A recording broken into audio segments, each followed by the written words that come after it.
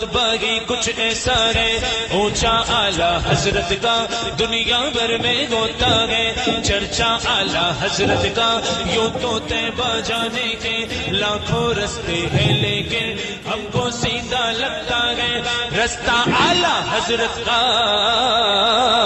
بریلی والا سوڑا بریلی والا سوڑا اعلیٰ حضرت سوڑا.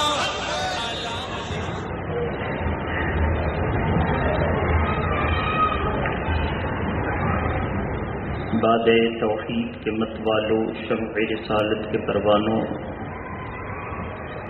غوث و خواجہ و رضا کے دیوانوں، السلام علیکم ورحمۃ اللہ وبرکاتہ. الحمد للہ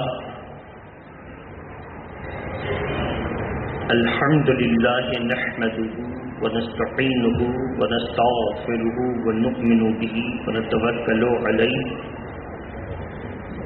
ونعوذ باللہ من شرور انفسنا ومن سیئات اعمالنا من یهده اللہ فلا مضل له ومن يضلله فلا هادي له ونشهد ان لا اله الا الله وحده لا شريك له ونشهد أن سيدنا محمدا عبده ورسوله أما بعد فأعوذ بالله من الشيطان الرجيم بسم الله الرحمن الرحيم.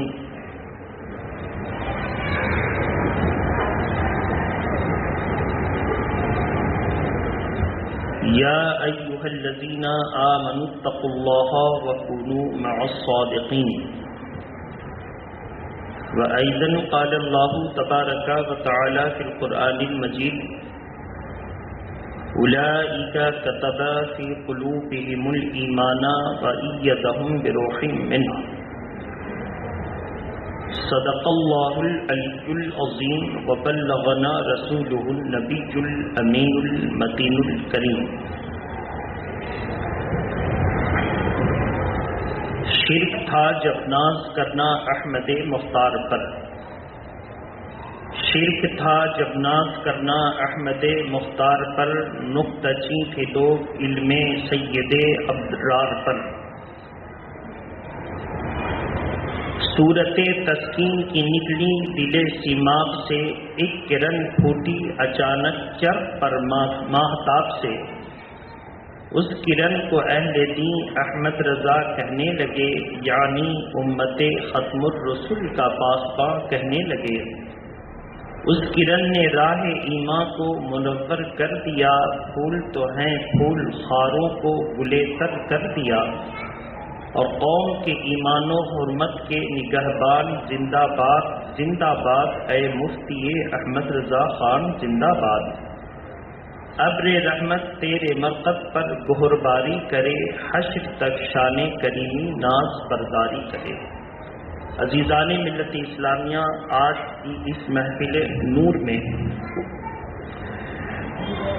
ہم اپنے محسن، جنہوں نے مسلمانوں کی ایک بڑی جماعت پر احسان کرتے ہوئے جن لوگوں نے بھی ان سے روشنی حاصل کی، انہیں وہ روشن فرما دیا. اس تاریخ دور کو یاد کریں جب 1240 ہجری میں ہندوستان کی سرزمین پر عالم کے خاندان میں، پیر کے خاندان میں، ولی کے خاندان میں ایک عالم نما شیطان پیدا ہوا. اس کا نام اسماعیل دہلوی رکھا گیا. اس نے اللہ کے پیارے نبی صلی اللہ علیہ وسلم کی شان میں سب سے پہلے جو حملے کیے، اس حملوں میں یہ تھا کہ اللہ کی شان کے آگے بڑے سے بڑا ولی،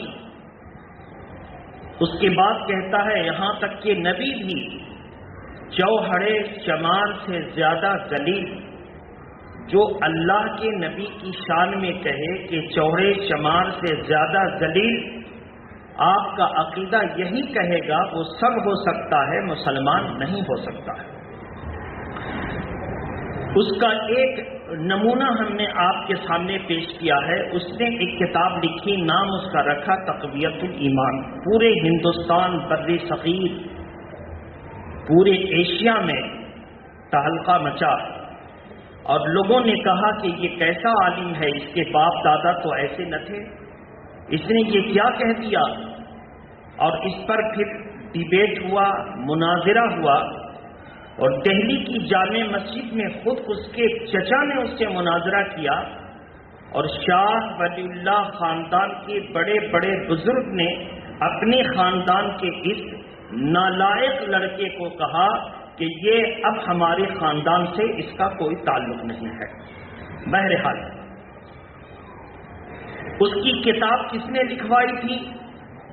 تو جواب اس کا ہے کہ اس کتاب کو انگریزوں نے لکھوائی تھی۔ جس طرح انگریزوں نے مسلمانوں کو ہندوؤں سے لڑایا، ہندوؤں کو ذات پات بھید بھاؤ میں اور ہوا دے دی، اسی طرح مسلمانوں کو نئی نئی جماعت پیدا کر کر کے اس نے لڑوایا۔ ایسی صورت میں 1856 کے بعد کا دور یہ ہو گیا کہ اگر کوئی میلاد شریف پڑھتا تو لوگ کہنے لگے کہ یہ شرک ہے، یہ بدعت ہے۔ اگر کوئی سلام کرتا تو لوگ کہنے لگے کہ یہ بدعت ہے۔ اگر کوئی تعظیم کے طور پر کر کر کے کسی چیز کو چومتا تو لوگ کہنے لگے یہ بدعت ہے۔ اگر اللہ کے پیارے نبی صلی اللہ علیہ وسلم کو زندہ کہتا تو لوگ کہتے کہ نہیں، حضور تو مردہ ہیں۔ اگر کوئی کہتا حضور کا درجہ بہت بلند ہے، وہ کہتا نہیں، حضور تو میری طرح ہیں۔ اگر کوئی کہتا کہ حضور تمام نبیوں کے سردار ہیں، وہ کہتا نہیں، حضور کو تو نبی ہیں، اور جس طرح سارے نبی ہیں اس طرح میرے بھی نبی ہیں، حضور کو کوئی سرداری حاصل نہیں، کوئی فضیلت حاصل نہیں۔ تو میرے محترم بزرگ اور دوستو، ایسی صورت میں پورے ہندوستان بر صغیر کی خانقاہیں تڑپ رہی تھیں کہ کوئی ایسا اللہ پیدا کر دیتا جو پوری دنیا میں اسلام و سنیت کا جو پرچار ہوا تھا، اسلام و سنیت جو مدینہ شریف سے آیا تھا، جس کو سرکار غریب نواز لے کر آئے تھے، کوئی اسی غریب نواز کے نقش قدم پر چل کر آتا، آ کر کے پھر اسلام و سنیت کو جو غریب نواز لائے تھے اس کو بچا لیتا۔ اللہ تبارک و تعالیٰ اپنے دین کی حفاظت کے لیے دو جماعتوں کو پیدا کرتا ہے، ایک ولیوں کی جماعت کو اور ایک علماء کی جماعت کو، پھر اس میں سے دو قسم کرتا ہے۔ ایک جماعت کی ذمہ داری ہوتی ہے دین کو پھیلانا، اور دوسری جماعت کی ذمہ داری ہوتی ہے دین کو بچانا۔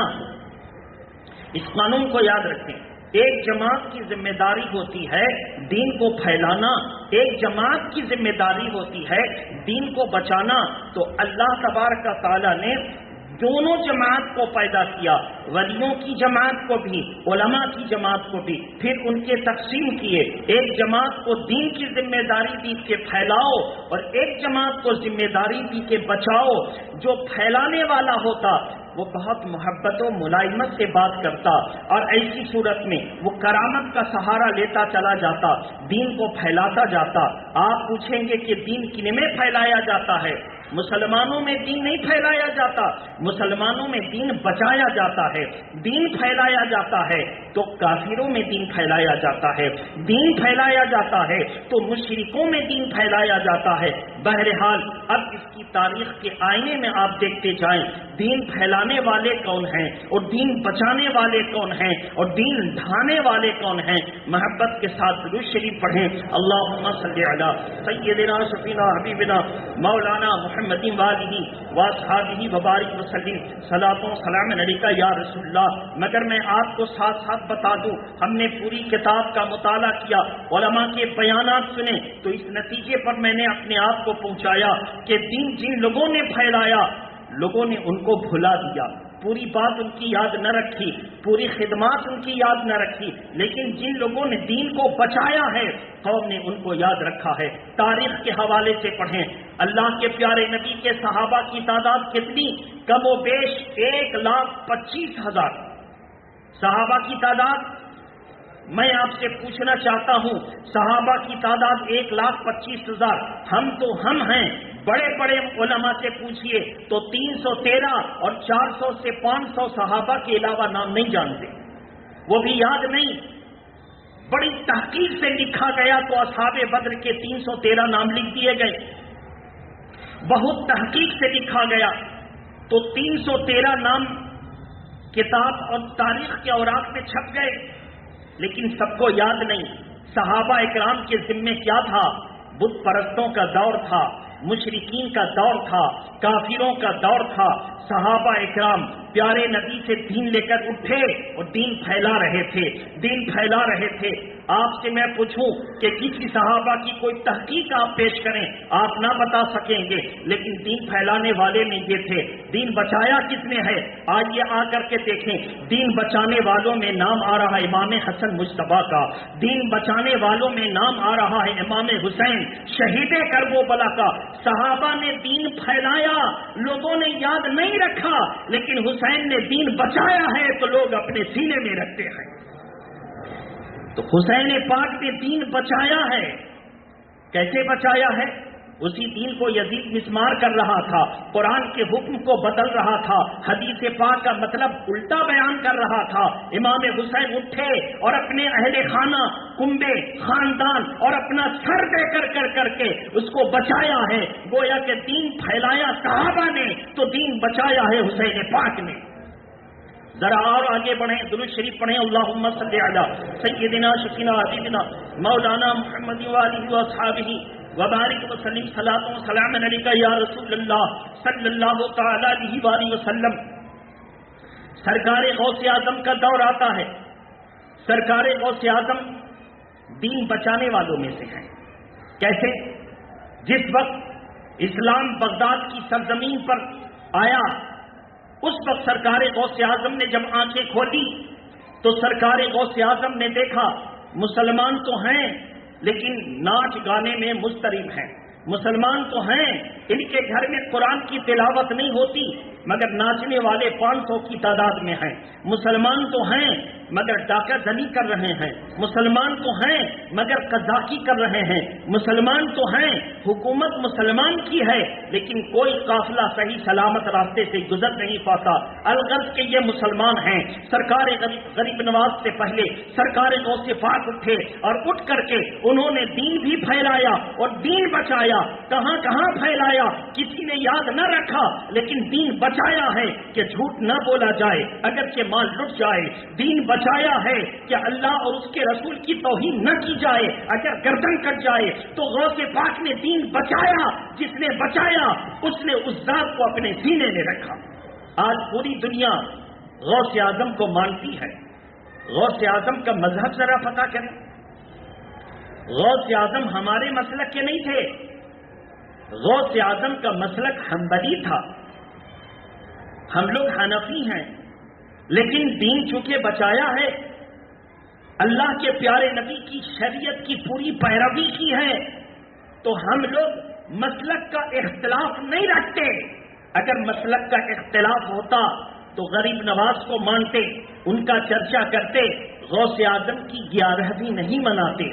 غوث اعظم کی 11ویں کا حال تو یہ ہے سال میں ایک بار کوئی مناتا ہوگا، لیکن مسلمان اہل سنت وہ بھی اعلیٰ حضرت کا ماننے والا ہر مہینے کی 11 تاریخ کو 11ویں منا کر کے اپنی محبت کا ثبوت پیش کرتا ہے. اگر ہم لوگ مسلک سے تعصب رکھتے تو غوث اعظم کا مسلک ہے حنبلی. ہم تعصب رکھتے تو ہم ان کی یاد نہیں مناتے، لیکن غوث اعظم کی یاد مناتے ہیں. مسلک کا تعصب نہیں. ہمارا عقیدہ ہے کہ سارے مسلک اپنی اپنی تحقیق کے اعتبار سے چاروں مسلک حق پر. تحقیق کے اعتبار سے چاروں نے حضور ہی کی سنت کی پیروی کی، لیکن قید لگا دی گئی کہ جن تک جو بات پہنچی وہ اس پر عمل کریں، اور اس سے بھی مستند دلیل جن کے پاس پہنچی وہ اس پر عمل کریں. امام اعظم کی بارگاہ میں جب حضور کی حدیث کے تعلق سے سر کے مسح کا مسئلہ پوچھا گیا کہ قرآن نے تو یہ کہا وَامْسَحُوا بِرُؤُوسِكُمْ، اپنے سر کا مسح کرو.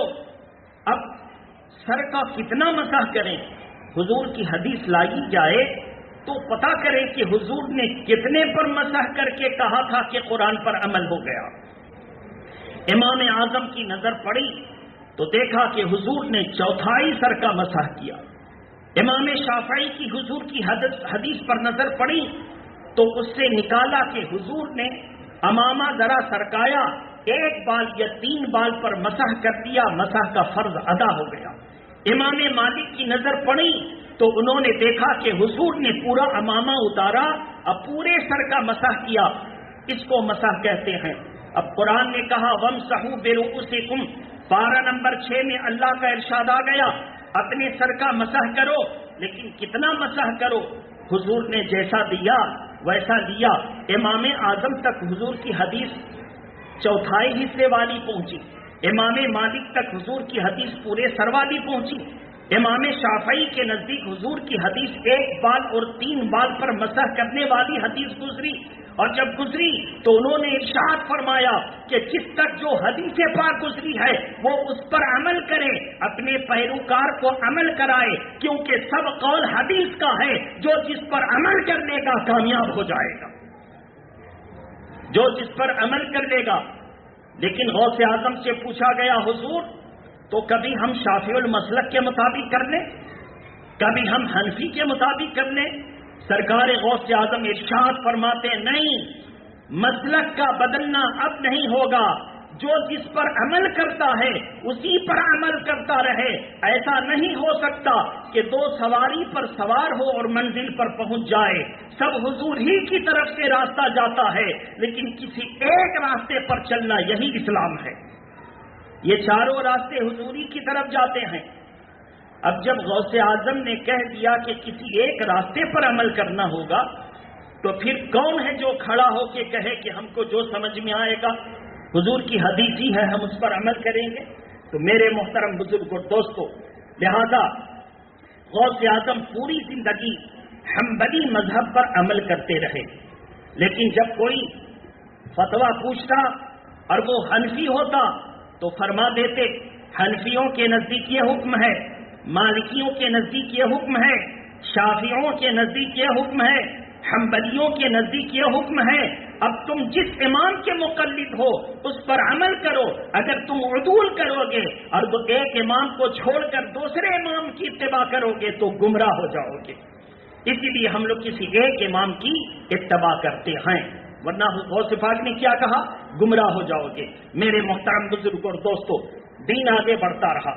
سرکار غریب نواز کا دور آیا تو وہ آئے بغداد میں. جب غوث اعظم کا دور تھا تو وہ کس جماعت میں تھے؟ مسلمانوں کے پاس تھے.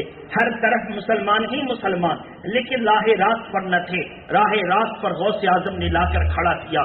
گویا وہ دین کو بچایا تو مسلمانوں میں بچایا. کیسے سجدہ کرنا چاہیے وہ بچایا، عبادت کیسے کرنی چاہیے عبادت کو بچایا، تعظیم کیسی کرنی چاہیے تعظیم کو بچایا. لیکن جب سرکار غوث اعظم کے خالہ زاد بھائی اور ایک دوسری روایت میں خلیرے اور ممیرے بھائی کا بھی ذکر آتا ہے، بہرحال ایک روایت میں بھانجے کا بھی ذکر آتا ہے، جب انہوں نے مدینہ شریف سے اسلام کو لا کر ہندوستان میں رکھا تو وہ دین بچایا نہیں، دین پھیلایا. اس لیے کہ جب ہندوستان میں آئے تھے تو اس وقت مسلمان ہی کہاں تھا. بہت مسلمان ہوگا تو جو تجارت کے غرض سے آتے ہیں گنے چنے چند مسلمان، یا ان سے پہلے جو بزرگ سرکار سید سالار مسعود غازی کے دور میں جو آ چکے ہوں گے وہ چند لوگ ہوں گے. اس کے علاوہ تو کوئی مسلمان نہ تھا. تو غریب نواز آئے اور انہوں نے دین کو پھیلایا.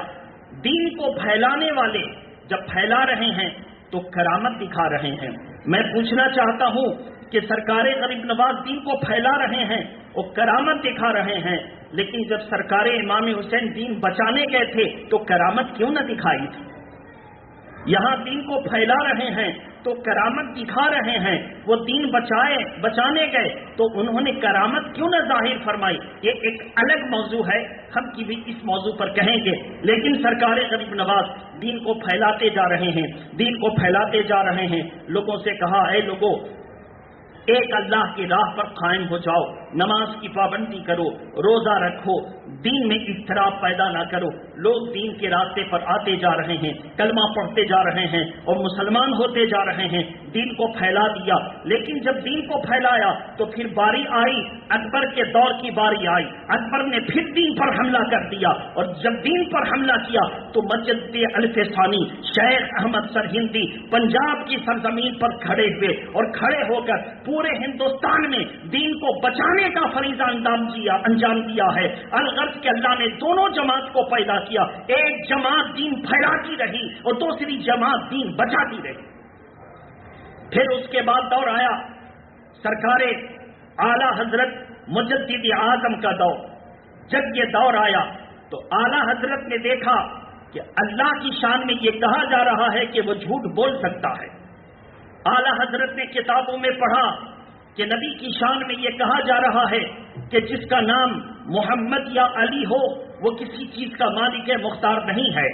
نبی کی شان میں کہا جا رہا ہے وہ مر کر کے مٹی میں مل گئے، اور دلیل کہاں سے دی جا رہی ہے؟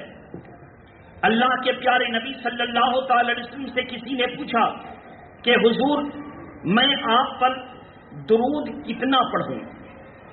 کہا کہ تم دن کے چوتھائی حصے میں درود پڑھو اور 3 حصہ اور دوسرے مشاغل رکھو۔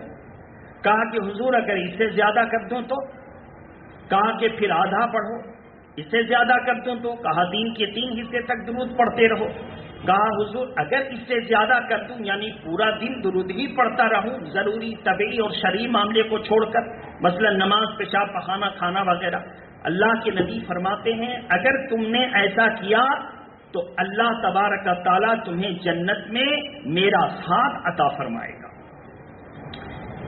پھر کسی نے دیکھا کہ حضور کو ایک جانور سجدہ کر رہا ہے۔ کہا کہ یا رسول اللہ یہ تو جانور ہے اور میں آدمی، میں زیادہ حق رکھتا ہوں کہ آپ کو سجدہ کروں۔ اللہ کے پیارے نبی نے فرمایا نہیں، اگر سجدہ اللہ کے علاوہ کسی کے لیے جائز ہوتا تو میں ہر عورت کو حکم دیتا کہ وہ اپنے اپنے شوہروں کو سجدہ کریں، لیکن اللہ کے علاوہ کسی کو جائز نہیں ہے۔ اب اتنا کا کہنا تھا، اب اس میں کسی نے یہ اضافہ کر دیا، وہ حدیث نہیں ہے، کیا میرے مرنے کے بعد جب میں مٹی میں مل جاؤں گا تو تم میری قبر کو سجدہ کرو گے؟ وہابیوں نے یہاں سے دلیل پکڑی کہ حضور نے خود کہا ہے کہ میں مر کر مٹی میں ملنے والا ہوں، جبکہ یہ بات غلط ہے۔ حضور کی پوری حدیث کو کھنگال لیجئے، اب تو نیٹ کا زمانہ ہے، سرچنگ آپشن سب میں لگے ہیں، سرچ کیجئے کہ کیا حضور کا یہ قول ہے کہ میں مر کر مٹی میں ملنے والا ہوں۔ حضور کا کہیں بھی ایسا جملہ نہیں، یہ وہابی اپنی طرف سے لگاتے ہیں، پھر اس پر جملہ کہتے ہیں۔ جب حضور نے کہا کہ میں مر کر مٹی میں ملنے والا ہوں تو پھر ہم کیوں نہ کہیں اللہ کے پیارے نبی نے ایسا نہیں کہا ہے۔ میرے محترم، اس بات کا اعلان کیا تھا تو سرکار اعلی حضرت فاضل بریلوی نے کہا کہ اے ظالموں، پورے حدیث پاک کو تم اٹھا کر کہیں سے بھی ثبوت لا کر کے دو کہ اللہ کے پیارے نبی نے کہا ہو اپنے بارے میں کہ میں مر کر مٹی میں ملنے والا ہوں، تم مر جاؤ گے، مٹی میں مل جاؤ گے، لیکن کبھی یہ حدیث لا کر نہ دے سکو گے۔ یہ جملہ توہین پر مشتمل ہے۔ کوئی کہے کہ آپ کے ابا مر کے مٹی میں مل گئے، کیسا لگے گا؟ جو آپ کے ابا کے لیے آپ کو برا لگے گا وہ رسول پاک کے لیے آپ کو کیسے اچھا لگ سکتا ہے؟ میرے محترم بزرگوں اور دوستوں، جبکہ اللہ کے پیارے نبی نے فرمایا سیدنا عمر فاروق اعظم کو تو اس وقت تک مسلمان نہیں ہو سکتا جب تک اپنی جان، اپنی ایمان اور اپنی اولاد سے بھی زیادہ مجھ سے محبت نہ کر لے، اس وقت تک تو مومن نہیں ہو سکتا۔ بہرحال میرے محترم بزرگ اور دوستو، اعلیٰ حضرت 1856 میں پیدا ہوئے، اعلیٰ حضرت 1921 میں وصال فرمایا۔ اعلیٰ حضرت فاضل بریلوی جب پیدا ہوئے 13 سال 11 مہینے میں عالم و فاضل بن کر کے بیٹھ گئے۔ کتنی ذہانت تھی وہ دیکھیں۔ رامپور کے ایک مفتی اعظم رامپور علامہ ارشاد رامپوری، ان سے کسی نے استفتاء کیا اور فتویٰ لیا. بڑے اللہ والے آدمی، بڑے مخلص، مگر علم ہے. انہوں نے بہت محنت سے کئی دن میں فتویٰ لکھا اور لکھ کر اس کے حوالے کیا. سائل نے اس فتویٰ کو لیا تو وہ بھی علم والا تھا. اس نے کہا کہ اس کو ذرا بریلی شریف دکھایا جائے، چونکہ بریلی مرکز ہے. اگر مرکز کی سند اس کے صحیح ہونے کی مل جاتی ہے تو ہم ڈنکے کی چوٹ پر پوری دنیا میں دکھا سکتے ہیں.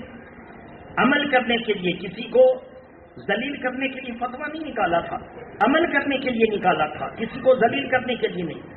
بس کیا تھا، بریلی شریف آ کر اس نے ایک سوال لکھا، اس میں علامہ ارشاد رامپوری مفتی اعظم رامپور کا جواب بھی دکھایا.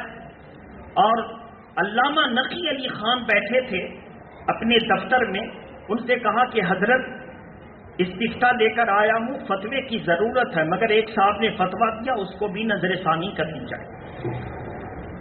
علامہ نقی علی خان اس وقت کچھ ترتیب دے رہے تھے. کہا اندر چلے جائیے، ایک مفتی صاحب بیٹھے ہیں، ان کو آپ دکھائیے. وہ اندر گئے اور پلٹ کر واپس آ گئے.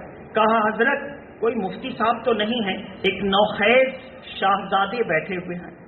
ایک نوخیز، اب 13 سال جس کی عمر ہو کیسا ہوگا؟ ایک نوخیز شاہزادے بیٹھے ہوئے ہیں. سرکار علامہ نقی علی خان جو حضور اعلی حضرت کے ابا ہیں، انہوں نے کہا کہ وہی مفتی صاحب ہیں، ان سے جائیے.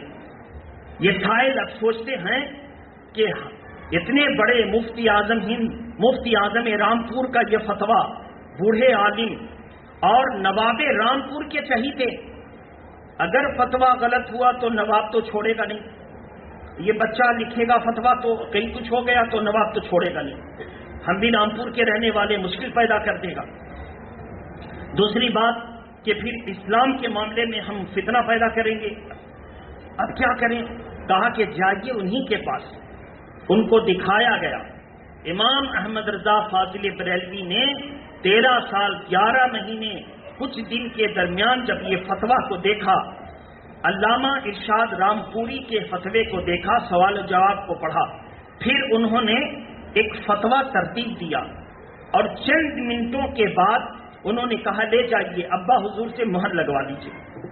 اب وہ فتویٰ سوال و جواب، مال جواب کر کے باہر آیا. جواب پر جواب، جواب کے ساتھ جواب. جب اس طرح جواب در جواب باہر آیا تو پہلے علامہ نقی علی خان نے پڑھا اور پڑھ کر کے آنکھ سے آنسو نکل آئے. کہا اے اللہ تیرا لاکھ لاکھ شکر ہے کہ تو نے احمد رضا کو ایسی ذہانت عطا فرمائی تھی کہ اس نے جو لکھا ہے وہ قرآن کے مطابق لکھا ہے. اب یہ اس صاحب کو مہر لگا کر دستخط کر کر کے دے دیا. اب وہ دل میں مطمئن نہیں ہے، لیکن مہر لگ گئی ہے، بڑے مفتی کی لے کر جا رہے ہیں. اور جا کر کے جب وہاں نواب رامپور کو دکھایا، نواب رامپور نے علامہ ارشاد مفتی رامپور کو بلایا. حضرت تشریف لائے، ان کو دکھایا گیا یہ آپ کا فتویٰ ہے اور یہ بریلی والے کا فتویٰ ہے. دیکھا کہ اس میں شہزادے کا دستخط ہے اور مہر مفتی اعظم نقی علی خان کا ہے، اس وقت کے مفتی اعظم. علامہ ارشاد رامپوری بہت مخلص آدمی اور خدا ترس آدمی تھے. انہوں نے ہیکڑی نہیں دکھائی، انہوں نے روتے ہوئے اعلیٰ حضرت کے فتوے کو چوما اور چوم کر کے کہا اصل میں نے جو لکھا ہے یہ صحیح نہیں، جو احمد رضا نے لکھا ہے وہ صحیح ہے. کہا کہ حضرت آپ کی اتنی عمر ہے اور آپ فتوے لکھنے میں ماہر ہیں. کہا یہ اللہ کا فضل ہے، جس پر جو معاملہ منکشف فرما دے یہ اللہ کی طرف سے ہوتا ہے. میرے جتنی علم تھی، معلومات وہ میں نے لکھا. اگر احمد رضا نہ ہوتا تو پوری دنیا اس کو صحیح کہتی. کہا حضرت تو ایک بات بتائیے، آپ نے فتویٰ دیا اور اس پر پورے علماء رامپور کے دستخط ہیں، صحیح صحل جواب بھی ثواب، سب کے دستخط ہیں، تو سارے عالم کیسے دستخط کر رہے ہیں کہ یہ جواب صحیح ہے؟ علامہ ارشاد نے رام پوری نے کہا کہ بات یہ ہے کہ ان لوگوں نے میری حیثیت کو دیکھا اور اس پر جواب لکھ دیا، صحیح ہے، ظاہر ہے میں مستند ہوں ان کے نزدیک، لیکن احمد رضا کو جو عقل ملی ہے وہ اللہ کے پیارے نبی کی طرف سے ملی ہے۔ پوری دنیا کی عقل ایک طرف ہے، موجودہ زمانے میں احمد رضا کی عقل ایک طرف ہے۔ کہا کیسے آپ جانتے؟ ابھی تو وہ 13 سال کے ہیں۔ کہا جب وہ 8 سال کے تھے، نحو کی کتاب میں علم النحو پڑھ رہے تھے اور اس وقت ان کو ربیع الاول شریف کے موقع پر 2 گھنٹہ تقریر کا موقع ملا تھا۔ ربیع النور کے موقع پر 2 گھنٹہ کی تقریر میں اس نے سینکڑوں قرآنی آیات اور ہزاروں احادیث کریمہ سند اور روایات پڑھ کر کے انہوں نے جو بیان دیا ہے، ہم تو کیا جتنے علماء 500 سے بھی زیادہ علماء تھے وہ سب کہہ رہے تھے اللہ کی قسم اگر سرکار غریب نواز کا سچا جانشین کوئی پیدا ہوا ہے تو احمد رضا پیدا ہوا ہے۔ آج یہ بول رہے تھے تو ایسا لگ رہا تھا کہ احمد رضا نہیں بول رہے ہیں، غریب نواز کا فیضان بول رہا ہے۔ آج یہ بول رہے تھے تو پورے علماء کہہ رہے تھے، احمد رضا نہیں بول رہے ہیں، ماں رہرا کا فیضان بول رہا ہے۔ یہ بول رہے تھے تو ایسا لگ رہا تھا احمد رضا نہیں بول رہے ہیں کہ چوچا کا فیضان بول رہا تھا۔ یہ بول رہے تھے تو ایسا لگ رہا تھا کہ احمد رضا کی زبان نہیں چل رہی ہے بلکہ غوث اعظم بول رہے ہیں۔ یہ بول رہے تھے تو ایسا لگ رہا تھا جیسے سرکار مدینہ حاضر ہو اور ان کی حدیث کو دیکھ کر بول رہے ہوں۔ میرے محترم بزرگ اور دوستو، تو اعلی حضرت کی وہ شان، انہوں نے پوری دنیا سے کفر و شرک کو مٹایا اور غلط بدعات کے خلاف جھنڈا کھڑا کیا۔ کیا غلط تھی بات؟ ابھی آخری بدھ آ رہا ہے۔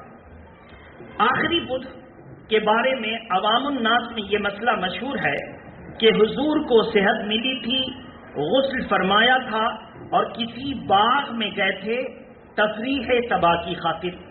اعلی حضرت تک یہ بات جب پہنچی انہوں نے فرمایا کہ غلط ہے، بلکہ تاریخ سے یہ پتہ چلتا ہے حدیث پاک سے کہ حضور صلی اللہ علیہ وسلم کا مرض وفات اور بڑھ گیا تھا۔ جس مرض میں وصال ہوا وہ مرض وفات اور بڑھ چکا تھا۔ اب اس کو لوگ الٹا سمجھیں، یہ غلط ہے، لہذا آخری چہارشنبہ اور آخری بدھ یہ کوئی معنی نہیں رکھتا، یہ شیعوں کی اڑائی ہوئی بات ہے۔ اسی طرح جب اجمیر شریف گئے تو دیکھا کہ مجاوروں نے سجدہ کروایا، فوراً ٹوکا کہ سجدہ تو اللہ کے لیے جائز ہے، تم گردن پکڑ کر کے قبر کو سجدہ کروا رہے ہو۔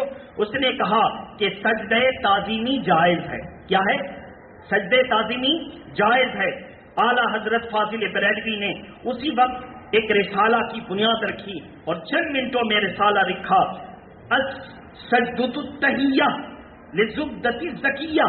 جب انہوں نے یہ اس رسالے کو لکھا اور لکھ کر کے اس میں قرآن اور حدیث سے ثابت کیا کہ اللہ کے علاوہ کسی کو سجدہ جائز نہیں ہے، اللہ کے علاوہ کسی کو سجدہ جائز نہیں ہے۔ آج بھی جب ان مجاوروں سے آپ ملیں گے اور یہ سجدہ تعظیمی کے تعلق سے کہیں گے تو وہ اعلیٰ حضرت کی شان میں کہیں گے ارے وہ عالم ہے، لکھ دیا انہوں نے کیا، مگر یہ تو یہاں تو ایسا ہوتا ہے۔ گویا کہ اسلام بچانے والے یہ مجاورین نہیں تھے، اسلام کو بچایا ہے تو احمد رضا نے بچایا ہے۔ یہ مجاورین نے اسلام کو نہیں بچایا، یہ تو چند پیسوں کے لیے اسلام کو بیچ رہے تھے۔ میرے محترم بزرگ اور دوستو، انشاءاللہ اگلے جمعہ کو پھر اس کے آگے گفتگو ہی۔ اللہ تبارک و تعالی ہماری اور آپ کی حاضری کو قبول فرمائے۔ بچتا ہے آج علم کا جو ساز دوست ہو، یہ بھی اسی جرد کی ہے آواز۔ دوستو واخر دعوانا ان الحمدللہ رب العالمین۔ السلام علیکم۔ کھڑے ہو جائیں اور صفحے درست کر لیں، پھر اطمینان سے